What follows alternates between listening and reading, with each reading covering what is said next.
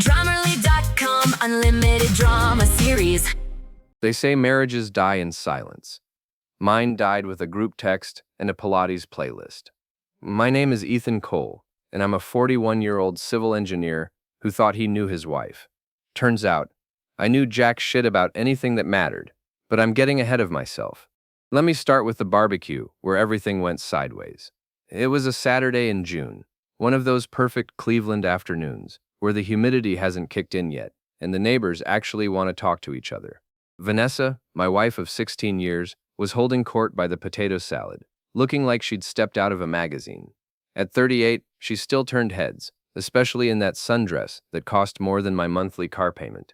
"Ethan's so predictable," she was saying to her little squad of enablers. "Same route to work, same lunch every day, same everything. It's like being married to a GPS." Tasha, her gossipy sidekick, laughed like Vanessa had just delivered a Netflix special. "Girl, you need some excitement in your life." "Oh, I'm getting plenty of excitement these days," Vanessa replied with a smile that made my stomach drop.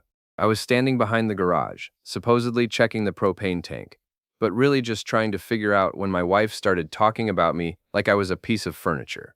The answer came floating over the fence from Bryce Hamilton's yard next door. "Vanessa says Ethan's so vanilla. I'm more like Rocky Road," Bryce's voice carried over the hedge. "All those years at the gym paid off, if you know what I mean."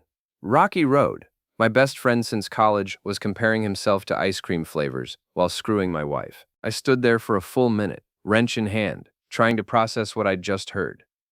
Bryce Hamilton, who'd been my best man, who'd helped me move into this house, who'd taught my son Alex how to throw a curveball. The same Bryce who owned the CrossFit gym downtown and never missed a chance to remind everyone how much he could bench press. The worst part? It made perfect sense.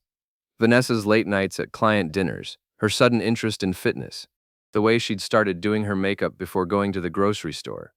All those girls' nights that somehow never included any actual girls I knew.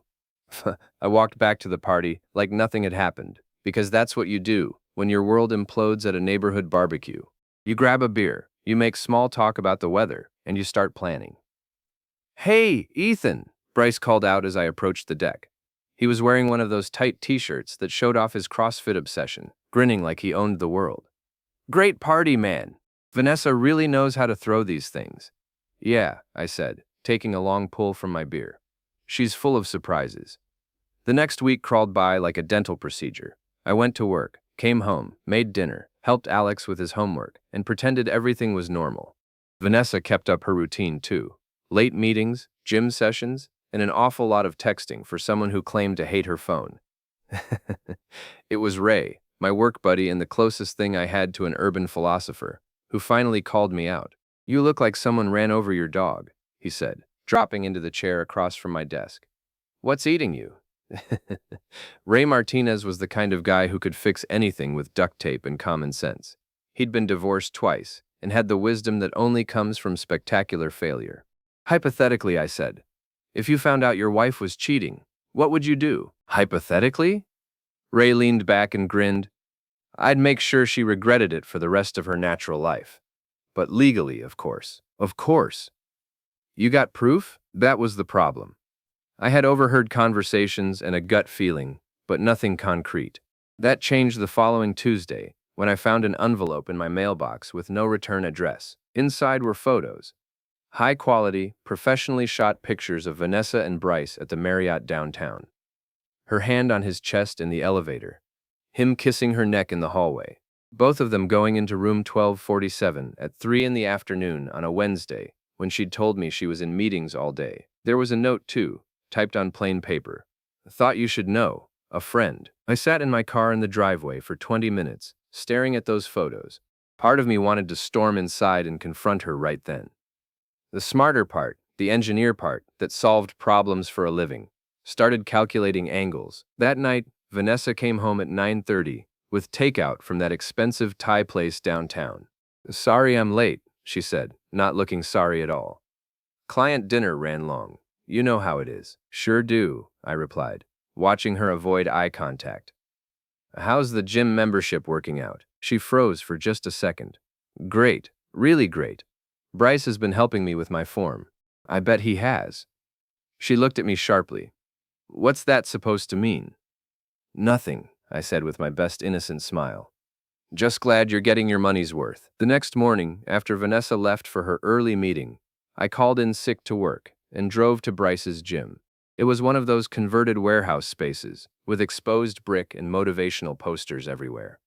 The kind of place where people paid money to flip tires and pretend they were Navy SEALs. Bryce was in his office, probably planning his next conquest. Through the glass wall, I could see him on the phone, laughing about something. His wife Monique was at the front desk, checking in members with a smile that suggested she had no idea her husband was a cheating piece of garbage. That's when the plan started forming. Not just revenge. That was too simple. I wanted justice. I wanted consequences. I wanted everyone who'd been laughing behind my back to understand exactly what they'd unleashed. I drove home and spent the afternoon researching. By the time Vanessa got back from her late meeting, I had 3 pages of notes and a timeline that would make a project manager weep with joy. We need to talk, she said as soon as she walked in. My heart rate spiked, but I kept my voice level. About what? About us. About our marriage. About the fact that I haven't been happy for a long time. Here it comes, I thought. The speech she'd probably been practicing in her car. I've been thinking, she continued, pacing around our living room like a caged animal. Maybe we should try counseling. Or maybe, she paused, building up to something. Maybe we should take a break. A break, I repeated. Just to figure things out. You know, see other people, explore our options. The audacity was breathtaking. She wanted permission to keep screwing my best friend while maintaining access to our joint bank account and health insurance. That's an interesting idea, I said. But I have a better one. She looked hopeful for the first time in months.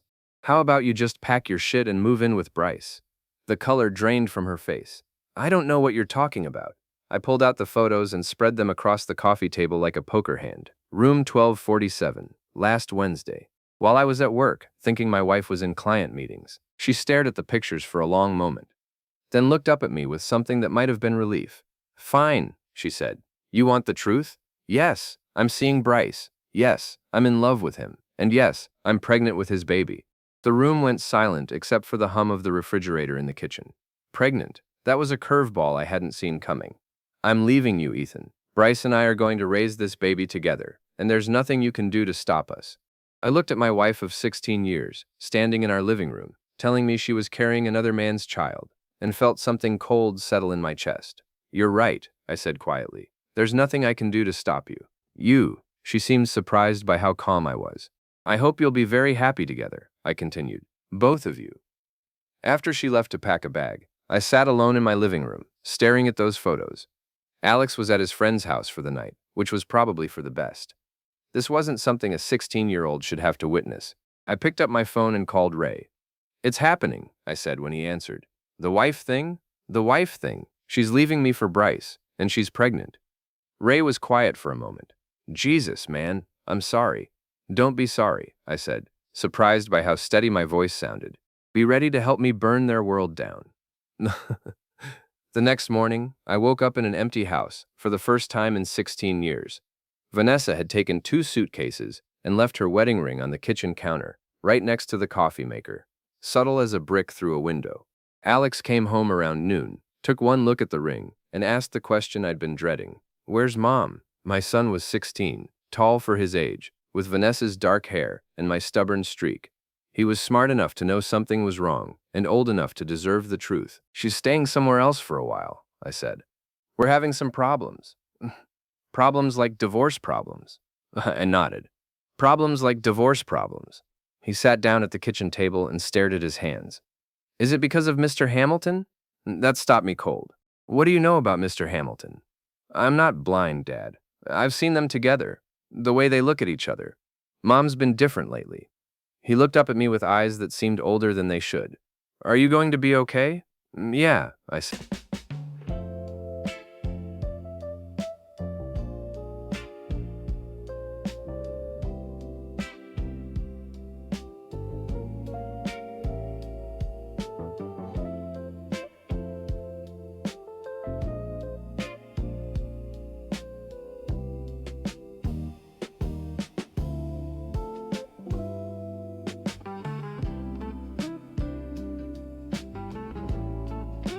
said, meaning it. We're going to be just fine. That afternoon, while Alex was at basketball practice, I drove to the other side of town to meet with Ray's cousin Maria. She ran a small talent agency that specialized in what she called alternative entertainment solutions. Nothing illegal, she assured me.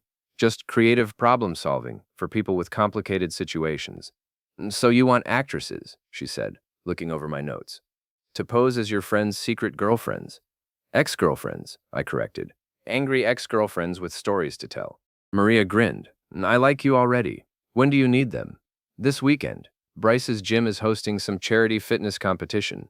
Lots of people, lots of cameras, lots of opportunities for dramatic revelations. Consider it done, but this is going to cost you. Money's not an object, I said, thinking about the joint savings account Vanessa hadn't touched yet. I want them to be convincing. Honey, my girls are always convincing. That's why they get paid. The charity competition was Bryce's idea of community outreach, a bunch of overly muscled people lifting heavy things while local businesses donated money to look good. Vanessa was there, of course, playing the role of supportive girlfriend while wearing yoga pants that probably cost more than most people's car payments. I positioned myself near the registration table, close enough to watch but far enough away to avoid awkward conversations. That's when the first actress made her entrance. Her name was Jessica, according to Maria's notes, and she looked exactly like Bryce's type, blonde, fit, and carrying a grudge the size of Texas. She walked straight up to him during his opening remarks and delivered her lines perfectly. Really, Bryce? You're going to pretend you don't know me? Her voice carried across the gym like she'd been trained for theater. After everything we meant to each other? The crowd went silent. Bryce's face went through several colors before settling on panic. I think you have me confused with someone else, he stammered. Confused? Jessica laughed, loud enough for everyone to hear. I have the hotel receipts, baby, and the texts. All those sweet things you said about leaving your wife for me. Vanessa's face was a masterpiece of confusion and growing horror. This wasn't part of the script she'd written for her new life, but Jessica wasn't done. And what about Amanda? You remember Amanda, right? The redhead from your Tuesday evening training sessions? She's pretty upset about you ghosting her for this new flavor of the month. On cue, Amanda, actress number 2, appeared from the crowd like she'd been waiting for her entrance. You told me I was the only one, Bryce. You said your marriage was just for show. The gym erupted in whispers and pointed fingers. Bryce looked like he was about to have a stroke. Vanessa looked like she wanted to disappear into the floor. This is insane, Bryce said, his voice cracking. I don't know these women. Someone's trying to sabotage me. Sabotage? Jessica pulled out her phone. Should I play the voicemail where you tell me how much you love my body? Or maybe the one where you complain about your boring wife? That's when Monique, Bryce's actual wife, stepped forward. She'd been watching from the sidelines, and her face had gone from confusion to understanding to pure rage. Is this true? She asked, her voice deadly quiet. Honey, I can explain, Bryce started. Can you explain this? Monique held up her own phone, showing screenshots of text messages. Because I found these on our phone bill, late-night conversations with numbers I don't recognize. I had to hand it to Monique. She'd done her homework once the actresses gave her the push she needed. The text messages were real. Bryce had been sloppy about covering his tracks. And can you explain why our credit card shows charges at hotels on days when you said you were working late? The crowd was eating it up like reality television. Phones were out, recording everything. This was going to be all over social media before the competition even started. Vanessa tried to salvage the situation. This is obviously some kind of setup. Someone's trying to hurt Bryce's reputation. Setup? Monique turned her attention to my wife. Like the setup where you've been screwing my husband for the past 6 months? The gym went dead silent. You could have heard a protein shake drop. I don't know what you're talking about, Vanessa said, but her voice lacked conviction. Monique smiled, and it wasn't a nice smile. Really? Because I have photos. Professional quality photos of you and my husband at the Marriott. Room 1247. Ring any bells? I felt a moment of satisfaction. Monique had clearly received the same anonymous package I had. The mysterious photographer was thorough. You're pregnant, aren't you? Monique continued. Bryce told me all about it last night, after I confronted him with the evidence. Vanessa's hand moved instinctively to her stomach. That's none of your business. Actually, it is my business, because my husband seems to think he's the father. But according to Amanda here, He was with her around the same time you would have conceived. And Jessica says she was with him the week before that. The actresses were earning their money. They looked genuinely hurt and angry, playing their roles to perfection.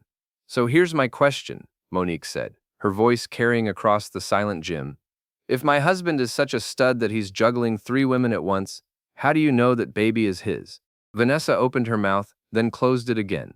For the first time since this whole mess started, she looked genuinely shaken. Bryce tried to take control. Everyone just calm down. This is getting out of hand. Out of hand? Monique laughed, but there was no humor in it. You want to see out of hand? She walked over to the registration table, picked up the microphone Bryce had been using for his opening remarks, and turned to address the crowd. Ladies and gentlemen, I want to thank you all for coming to support charity today. Unfortunately, the event is canceled due to the fact that my husband is a cheating piece of garbage who's been lying to everyone in this room. The crowd erupted in murmurs and nervous laughter. This was better than cable television. I also want to thank the mystery person who sent me the evidence I needed to finally see my husband for what he really is. Whoever you are, I owe you a drink. She looked directly at me when she said it, and I realized Monique was 2 key cards. You asked for 2. Who was the second for? My colleague needed a place. Your colleague who calls you baby in her texts? Watch more on Grammarly.com. smarter than anyone gave her credit for. She'd figured out who was behind the anonymous photos. The gym will be closed indefinitely while I figure out how to divorce a man who's apparently been using our business as his personal dating service. Thank you for your understanding. She dropped the microphone and walked out, leaving Bryce standing alone in front of a crowd of people with their phones out, recording his humiliation for posterity. Vanessa tried to follow her, probably hoping to salvage something from the wreckage. But Monique was already gone. The actresses melted back into the crowd like they'd never been there, their job complete. I waited until most of the crowd had dispersed before approaching Bryce. He was sitting on a bench, head in his hands, looking like a man who just watched his life explode. Hell of a day, I said, sitting down next to him. He looked up at me with eyes full of confusion and something that might have been fear. Ethan, what are you doing here? Supporting local charity, I said, same as everyone else. This is insane. Those women, I've never seen them before in my life. Someone set me up. That's a hell of a coincidence, I said. Someone setting you up right after you start sleeping with my wife. He had the decency to look ashamed. Look, man, about that. Save it, I interrupted. I'm not here to fight with you. I'm here to give you some advice. Advice? Yeah, you might want to get a paternity test. His face went pale. What are you talking about? Well, according to your wife, you've been busy with multiple women. And according to my calculations, Vanessa's been working a lot of late nights, with a lot of different clients. I stood up and looked down at him. Just a thought, from one friend to another. I walked away, leaving him sitting there with a new set of problems to worry about. The seed was planted. Now I just had to wait for it to grow. That evening, Vanessa showed up at the house, looking like she'd been through a blender. Her makeup was smeared, her perfect hair was a mess, and her confidence was nowhere to be found. We need to talk, she said. About what? I asked, not inviting her in. About what happened today. About those women who attacked Bryce. Attacked? I thought they were just sharing their experiences. You know what I mean. Someone orchestrated that whole thing. I shrugged. Sounds like Bryce has been busier than you thought. It was you, wasn't it? Her eyes were red from crying. You set this up. Me? I'm just a boring engineer who takes the same route to work every day, remember? She stared at me for a long moment. I never meant for it to happen this way. How did you mean for it to happen? You were going to keep screwing my best friend until I figured it out on my own? I was going to tell you. When? After the baby was born? After you drained our bank accounts? When exactly were you planning to let me in on your new life plan? She didn't have an answer for that. I made a mistake, she said finally. No, I replied. You made a choice, multiple choices. Every time you lied about where you were going. Every time you came home and pretended to be my wife while you were carrying another man's baby. Those weren't mistakes. Those were decisions. So what happens now? Now you live with the consequences, I said. Both of you. I closed the door and left her standing on the porch. Through the window, I watched her sit in her car for 10 minutes before finally driving away. Alex found me in the kitchen, making dinner like nothing had happened. Mom came by, he said. I know. She looked pretty upset. I imagined she did. He sat down at the table and watched me cook. Are you the one who set up that thing at the gym? I looked at my son, this kid who was too smart for his own good, and decided he deserved honesty. What do you think? He grinned, and for a moment he looked exactly like me at his age. I think Mr. Hamilton probably should have thought twice before messing with an engineer. Probably, I agreed. Are you done now? I thought about that question while I stirred the pasta sauce. Was I done? Had justice been served? Had the scales been balanced? Not even close, I said. The next phase started on Monday morning, when I walked into Ray's office with a laptop and a grin that probably looked a little unhinged. You look like a man with a plan, Ray said, closing his door behind me. I look like a man whose wife tried to crawl back last night, I replied, setting up the laptop on his desk. She showed up at 11:30, crying about how sorry she was and how we could work things out. And I told her the only thing I wanted to work out was how fast she could pack the rest of her stuff. Ray leaned back in his chair. So what's phase 2? I opened the laptop and showed him the screen. Social media warfare. I'd spent the weekend creating fake profiles across every platform that mattered. Facebook, Instagram, Twitter, even LinkedIn. Each one carefully crafted with just enough detail to seem real, but not enough to be easily traced back to me. Meet Jennifer Walsh, I said, clicking on the first profile. Recently divorced, new to Cleveland, very interested in fitness, and very concerned about predatory gym owners who take advantage of vulnerable women. And Marcus Thompson, I continued, switching profiles. Local businessman who's heard disturbing rumors about certain fitness establishments and their questionable business practices. You've been busy, Ray said, scrolling through the profiles. I'm just getting started. The beauty of social media destruction is that it's completely legal and almost impossible to stop once it gets rolling. People love drama, especially when it involves attractive people behaving badly. All you need is the right spark to start a fire. I started small. Jennifer Walsh posted a concerned question on the neighborhood Facebook group. Has anyone else heard rumors about inappropriate behavior at CrossFit Hamilton? Asking for a friend who's considering joining. Within an hour, there were 12 comments. Half were people defending Bryce, half were people sharing their own suspicious observations. Mrs. Geller, the neighborhood gossip queen, chimed in with a detailed account of strange cars in Bryce's driveway at odd hours. Marcus Thompson took a different approach, posting a professional-sounding review on Yelp. Concerning reports about the owner's conduct with female clients, would recommend finding a more reputable establishment. By Tuesday afternoon, Bryce's gym had dropped from 4.5 stars to 3 stars on Google reviews. The comments section was a battlefield of accusations and denials, but that was just the appetizer. The main course required a more personal touch. I waited until Wednesday evening, when I knew Vanessa would be at her weekly strategy meeting with her PR team. Actually, she was probably at Bryce's apartment, trying to figure out how to salvage their relationship after the weekend's disaster. I drove to her office building downtown and waited in the parking garage. At 9:15, her BMW pulled into her assigned spot. She got out looking tired and stressed, nothing like the confident woman who'd been holding court at barbecues just a few weeks ago. I followed her into the elevator. Hello, Vanessa. She jumped like I'd appeared out of thin air. Jesus, Ethan, you scared me. Sorry, late meeting? Yes, we're dealing with a crisis for one of our clients. The elevator was small, and she was pressed against the far wall like I might attack her. It was almost insulting. Anyone I know. I can't discuss client confidentiality. Right, professional ethics, very important. The elevator reached the parking level and the doors opened. Vanessa hurried toward her car. How's Bryce holding up? I called after her. She stopped and turned around. What's that supposed to mean? Well, his business is taking quite a hit. All those negative reviews, the rumors, the questions about his professional conduct must be stressful.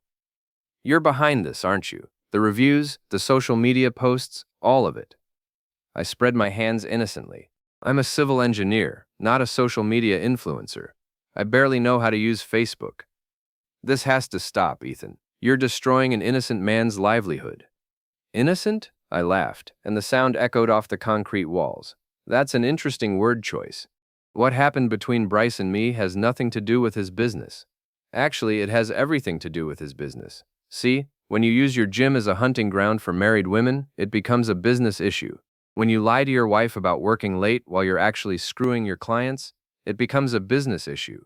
When you get multiple women pregnant and can't keep track of which baby belongs to which father, it becomes a business issue. Her face went white. What are you talking about? Haven't you heard? Bryce has been busy, very busy. Turns out you weren't as special as you thought. I was lying, of course. The actresses had done their job and disappeared back into whatever agency spawned them. But Vanessa didn't know that, and doubt was a powerful weapon. That's not true. Ask him, I suggested. Ask him about Jessica and Amanda. Ask him about the other hotel rooms, the other afternoons, the other women who thought they were the only one. I could see the wheels turning in her head. She was remembering things, canceled plans, unexplained absences, the way he'd seemed distracted lately. You're lying, am I? Then why did Monique have all those hotel receipts? Why did she know about the text messages? You think she hired private investigators to follow her husband around? Or do you think maybe she got a helpful tip from someone who knew exactly where to look? Vanessa leaned against her car like her legs might give out. Even if that were true, it doesn't justify what you're doing to his business. His business? I stepped closer, and she flinched. Let me tell you about his business. His business is built on lies and manipulation. He sells people the fantasy that they can transform their lives, while he's busy destroying the lives of everyone around him. His business is a fraud, just like he is. You can't prove any of this. I don't have to prove it. I just have to plant the seeds and let people draw their own conclusions. Amazing how fast the truth spreads when you give it a little help. I turned to walk away, then paused. Oh, and Vanessa, you might want to get that paternity test sooner rather than later, just in case. I left her standing in the parking garage, probably wondering if anything she'd believed about her new life was actually true. Thursday morning brought the first real escalation. I was having coffee in my kitchen when I heard shouting from the driveway.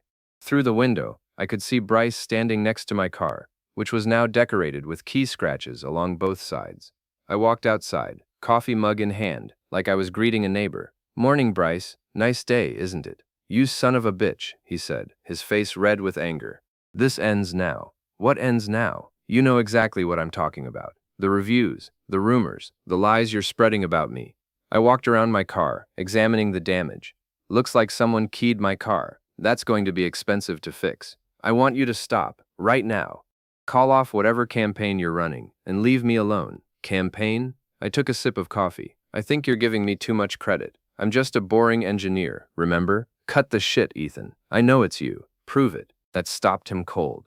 He stood there, fists clenched, probably realizing that he had no proof of anything, just suspicions and paranoia. I'm warning you, he said finally. Warning me about what? Are you threatening me, Bryce? I'm telling you to back off. Or what? You'll key my car? Oh wait, looks like someone already did that. I pulled out my phone and started taking pictures of the damage. You know, this is interesting timing. You showing up here right after someone vandalizes my property. Almost like you know something about it. You can't prove I did anything.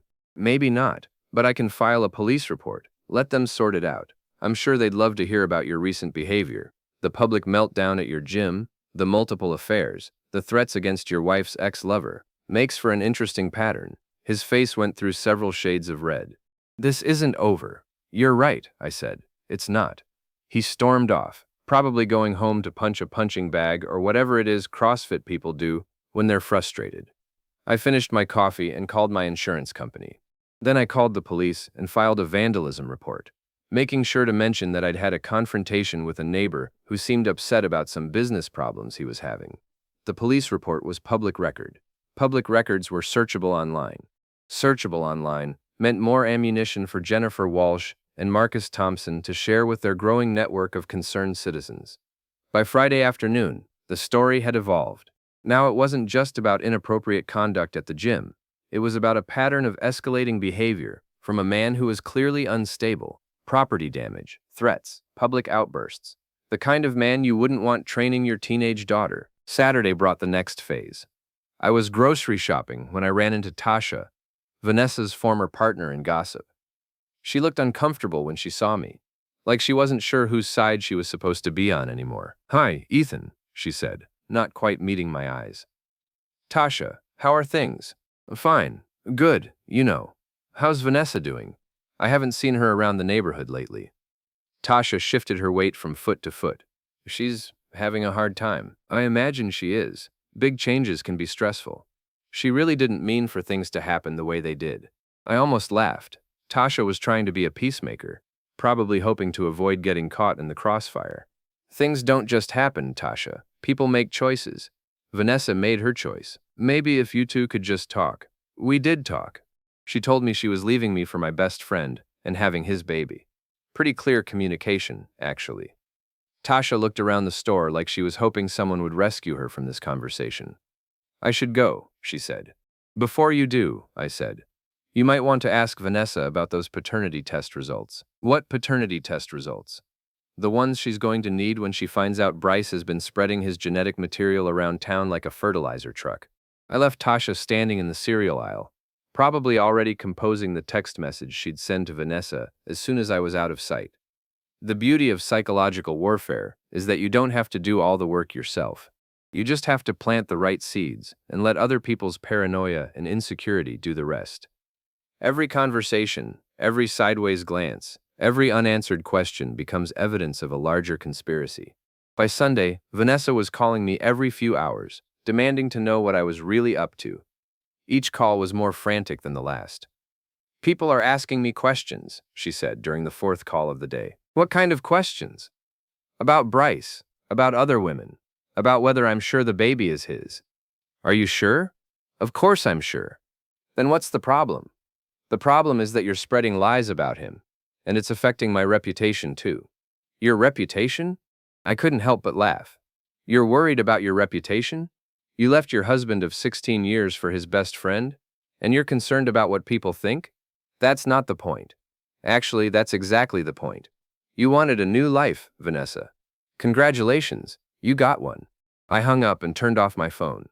Alex was at a friend's house for the weekend, which meant I had the entire evening to plan the next phase. I opened my laptop and logged into Marcus Thompson's LinkedIn account. It was time to take this professional.